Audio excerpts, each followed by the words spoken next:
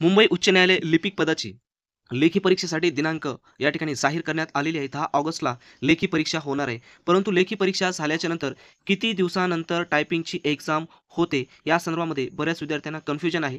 कारण की तयारी करायचं, कशा पद्धतीने करायचं, यासाठी ते संदर्भामध्ये आहे. तर त्यासाठी आपण संपूर्ण माहिती या व्हिडिओमध्ये पाहणार आहोत. तर सर्वात महत्त्वाचं म्हणजे सर्वात जास्त फोकस सध्या तर या ठिकाणी स्क्रीनिंग टेस्टला करायला पाहिजे. कारण यावेळेस 70 ते 80 प्लस जर गुण असतील तर सिलेक्शन यादीपर्यंत तुम्ही या ठिकाणी पोहोचू शकतात.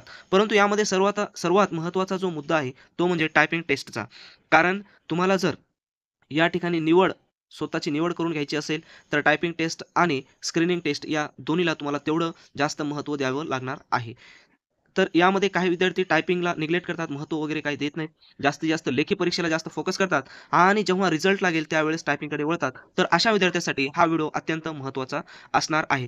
तर पहा, या ठिकाणी सर्वात महत्त्वाचं म्हणजे तुमची लेखी परीक्षा होणार आहे 10 ऑगस्टला.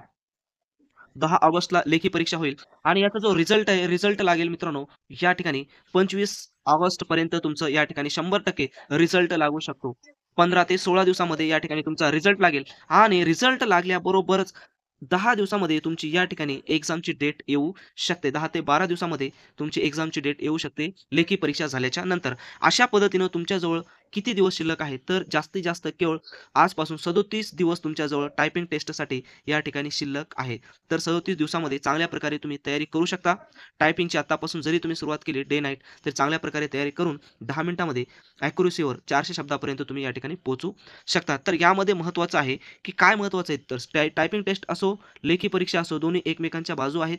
गाडीसारखं जे बैलगाडी असते, दोन्ही चाक जर चालले तरच गाडी पुढे जाते. Same to same typing test आणि लेखी परीक्षा आहे. त्याच्यामुळे जास्तीत जास्त तुम्हाला दोघांवर या ठिकाणी फोकस करायचा आहे आणि चांगल्या प्रकारे गुण घेऊन पुढे जायचं आहे पुढच्या स्टेपला. तर आता या ठिकाणी महत्त्वाचं आहे, की नेमकी तयारी कशा पद्धतीने करायची. सर्वात अगोदर मित्रांनो, तुम्हाला ज्या ठिकाणी कंटेंट्स भेटते, त्या ठिकाणी तुम्ही काय करा, ऑनलाईन टेस्ट असतील, ऑफलाईन टेस्ट असतील, जास्तीत जास्त तुम्ही टेस्ट सोडवा.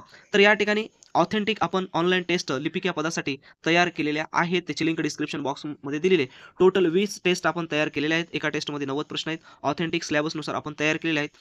त्याच पद्धतीनं पी-डी-एफ स्वरूपामध्ये देखील आपण या ठिकाणी क्वेश्चन सेट तयार केलेले आहेत. त्याची लिंक डिस्क्रिप्शन बॉक्समध्ये दिली आहे. त्या ठिकाणी जाऊन तुम्ही पी-डी-एफ आणि ऑनलाईन टेस्ट बाय करून चांगल्या प्रकारे तयारी करू शकता. कारण आता एक्झामसाठी देखील तुमच्याजवळ अतिशय कमी दिवस शिल्लक आहेत आणि या कमी दिवसामध्ये तुम्हाला चांगल्या प्रकारे तयारी करायची असेल, तर एकच मार्ग आहे, ते म्हणजे टेस्ट सोडवणे. कारण आत्तापर्यंत तुम्ही चांगल्या प्रकारे तयारी केलेली आहे.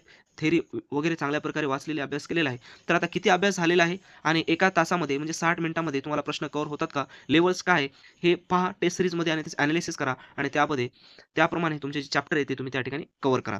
त्याच पद्धतीनं टायपिंगसाठी देखील अतिशय महत्त्वाचे 10 मिनिटांमध्ये तुम्हाला 400 शब्द टाइप करायचे आहे. 5 चुका झाल्या तर 1 मार्क तुमचा या ठिकाणी कमी होतो आणि बॅकपेस वगैरे तुम्हाला यूज करायचं नाही. तर यासाठी सुद्धा ऑथेंटिक ॲज इट इज आपण पॅसेज तयार केलेले आहेत टायपिंग सरावासाठी. तर तुम्ही ह्याची प्रिंट काढून चांगल्या प्रकारे हार्ड कॉपी घेऊन तयारी करू शकता. याची लिंक सुद्धा डिस्क्रिप्शन बॉक्समध्ये दिलेली आहे. अजून तुमची या सरावामध्ये काही अडचण असेल, टायपिंग परीक्षा असो किंवा लेखी परीक्षेमध्ये कशा पद्धतीने एक्झाम होते वगैरे काही अडचण असेल, तर कमेंट्स बॉक्समध्ये तुम्ही कमेंट्स करू शकता.